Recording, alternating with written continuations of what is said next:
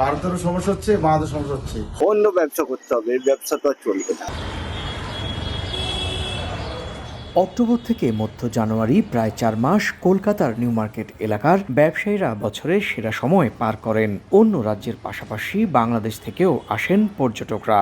তবে বহু বছরের চিরাচরিত এই চিত্র পাল্টে গেছে ঢাকা দিল্লির শীতল সম্পর্কের জেরে।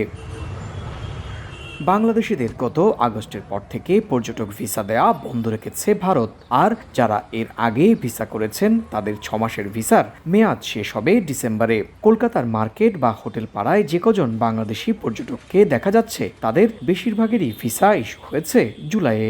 আমার মেয়েও অসুস্থ, আমার ছেলেও অসুস্থ, এরা সবাই নিয়মিত 3 মাস পর পরই ভারতে এসে চিকিৎসা নিত। আনফরচুনেটলি ভিসা বন্ধ হওয়ার জন্য ওনারা আসতে পারছেন না। ভারতেরও সমস্যা হচ্ছে, বাংলাদেশের সমস্যা হচ্ছে। দুই দেশের অর্থনৈতিক সমস্যা হচ্ছে, পর্যটনের সমস্যা হচ্ছে। যদি আপনার রেগুলারলি সব হয়ে যেত, এজুয়াল হয়ে গেলে যে সব দেশের জন্য ভালো হতো। পর্যটক খরায় হোটেল, বিপণী বিতানের মতো কলকাতা ঢাকা কলকাতা রুটের সরকারি বেসরকারি পরিষেবাও প্রায় বন্ধের মুখে। যে প্যাসেঞ্জাররা যাচ্ছে উনি তো রিটার্ন আসছেন না, ওনার তো সমস্যা হচ্ছে। অন্য ব্যবসা করতে হবে, এই ব্যবসা তো আর চলবে না। অ্যাকচুয়ালি সম্পূর্ণ এটা হচ্ছে বিডি এলাকা, আর বাংলাদেশিদের উপরে ডিপেন্ড করে। কলকাতাটার কিছু অংশ শিলিগুড়ি, দার্জিলিং সব বাংলাদেশিরাই বেশি আছে।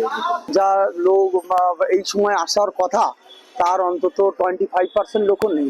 বর্তমান অবস্থা অব্যাহত থাকলে আগামী জানুয়ারিতে কলকাতা বাংলাদেশি পর্যটক শূন্য হয়ে পড়বে বলে ধারণা স্থানীয় ব্যবসায়ীদের। স্থানীয় ব্যবসায়ীরা বলছেন এই অবস্থা চলতে থাকলে তাদের অনেকেরই ব্যবসা প্রতিষ্ঠান বন্ধ করে দিতে হবে। বিশেষ করে যারা জুলাই মাসে শেষ বাংলাদেশ থেকে ভারতে আসার ভিসা পেয়েছেন তাদের ভিসার মেয়াদ 31শে ডিসেম্বরের মধ্যে শেষ হয়ে যাচ্ছে।